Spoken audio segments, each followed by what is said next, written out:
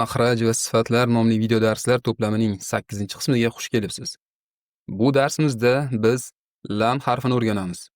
Lam arab tilidagi eng sodda, ya'ni talaffuzi oson tovushlardan biridir. Chunki u dunyoning ko'plab tillarida ham uchraydi. Shu jumladan o'zbek tilida ham. Uni to'g'ri talaffuz qilish uchun lam tovushi hosil bo'ladigan ikki asosiy nutq a'zolarini bilish lozim. Birinchisi tilning old qismi chetlari bilan.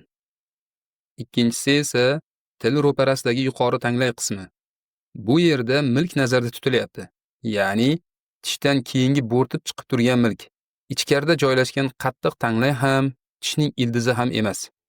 Xo'p, o'zi arab tilida lam qanday talaffuz qilinadi? Tilning old qismi ko'tarilib, yuqori 8 ta old tishlarning orqasidagi milkka bosilganda lam tovushi paydo bo'ladi.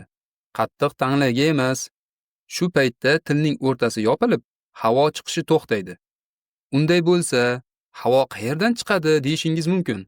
Tilning old uch qismi milkka tekkanda, uning ikki yon qismi bo'sh qoladi. Natijada havo tilning oldidan chiqmay, balki tilning ikki yon tomonidan aylanib chiqib ketadi. Shunday qilib, lam tovushi til old qismini chetlari bilan yuqori 8 ta old tishlarning orqasidagi milkka bosish orqali hosil bo'lar ekan. Al nazzalna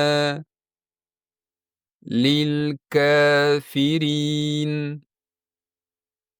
qul. Demak, arab tilidagi har bir so'zda lam shu tarzda talaffuz qilinadi. Faqat bitta so'z bundan mustasno. U ham bo'lsa eng ulug' so'z, Alloh ismi jaloli. Endi agar so'z Alloh ismi jaloli bilan boshlansa yoki undan oldin fathali yoki dommali harf kelsa, lam boshqa barcha arabcha so'zlardagi kabi ingichka emas, balki yo'g'on o'qiladi. Masalan, inglizcha luck so'zidagi l tovushiga o'xshaydi. Bunda tilning orqa qismi yumshoq tanglayga ko'tarilib, lam og'iz to'lib talaffuz qilinadi. Bu esa eshitguvchida tovush tomoqdan yo'g'on chiqayotgandek tasavvur uyg'otadi. Bu talaffuz oldingizdan farqli ravishda tilni biroz boshqacha harakatlanishini talab qiladi. Xo'sh, o'zi bu tovush qanday hosil bo'ladi? Aslida tilning old qismi xuddi oddiy lamdagidek yuqori ko'tarilib, tanglayning old qismiga bosiladi. Lekin bu safar tilning orqa qismi ham ko'tarilib, yumshoq tanglayga yaqinlashadi. Bu holat tilni biroz ichkariga egilgan shaklga keltiradi va tovush go'yo tomoqdan chiqayotgandek taassurot uyg'otadi. Masalan, al minalloh valloh. Shuni unutmaslik kerakki, yana ba'zi holatlarda Alloh lafzi jaloladagi lam ingichka talaffuz qilinadi. Bunday talaffuz odatda so'z oldidan tanvin yoki kasra kelganda yuz beradi. Masalan, lillah, qawmanillah, qul huvallohu ahadunillahu somad. Biroq Alloh lafzi jaloladagi lamning qoidalari faqat shu bilan cheklanmaydi. Bu masalani alohida darsda yanada batafsil tushuntirib berishga harakat qilamiz inshaalloh. Endi esa lam tovushini talaffuz qilishda keng tarqalgan xatolar haqida gaplashamiz. Birinchi keng tarqalgan xato bu lamni hushtak bilan talaffuz qilish. Bu xato tilning faqat bir tomonidan lam chiqarilganda yuz beradi. Bunday holda maxraj odatdagidan ancha torayib qoladi. Natijada lam tovushi bilan birga yengil hushtaksimon ovoz qo'shilib chiqib ketadi. Xato shunday eshitiladi. Al-layl.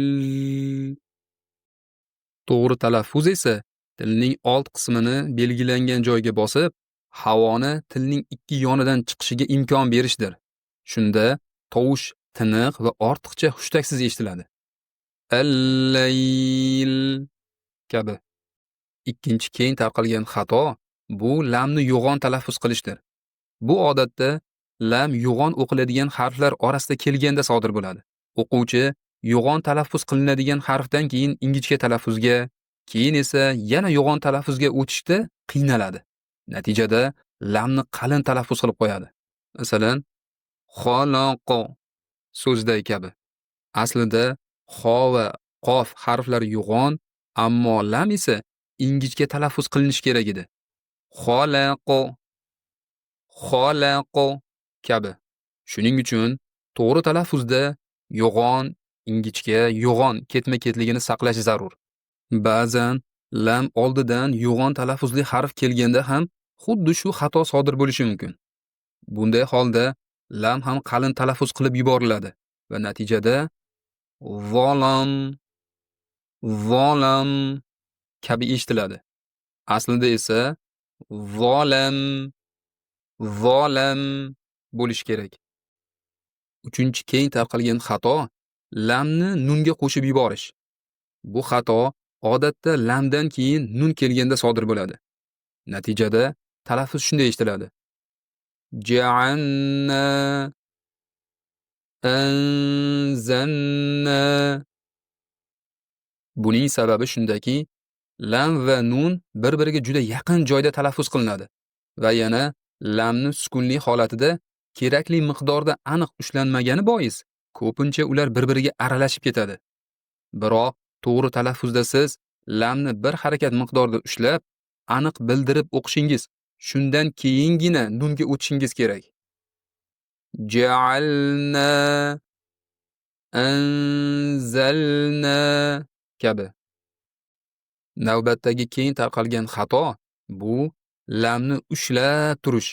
Ayniqsa u tashdid bilan kelganda. Qur'oni Karimda hech qayerda lamni uzoq ushlab talaffuz qilish kerak emas. Lekin ayrim o'quvchilar tashdid borligini ko'rsatish uchun lamni keragidan ortiq ushlab turishadi. Bu esa albatta xatodir. Masalan, valaddallin. Ya'ni bu yerda lam keragidan ortiq ushlandi.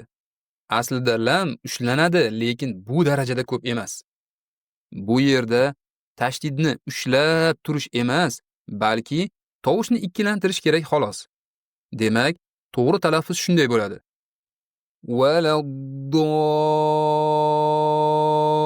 valaddallin. Bunda lam ortiqcha ushlanmasdan faqat ikkilantiriladi xolos. So'nggi keng tarqalgan xato bu lamni sukunli bo'lganda tebratish. Masalan, qul huvallohu ahad kabi. Aslida lam tebratiladigan emas, bir harakat miqdorida ushlanadigan harf. To'g'ri talaffuz esa quyidagicha bo'ladi: qul huvallohu ahad. Shu bilan lam harfiga oid keng tarqalgan xatolar yakuniga yetdi. Agar siz lam yoki boshqa tovushlarga oid qo'shimcha keng tarqalgan xatolarni bilsangiz yoki eshitgan bo'lsangiz, iltimos izohlarda yozib qoldiring. Biz ularni jamlab, alohida bir darsda batafsil tushuntirib berishga harakat qilamiz, inshaalloh. Tomosha qilganingiz uchun rahmat. Keyingi darsda ko'rishguncha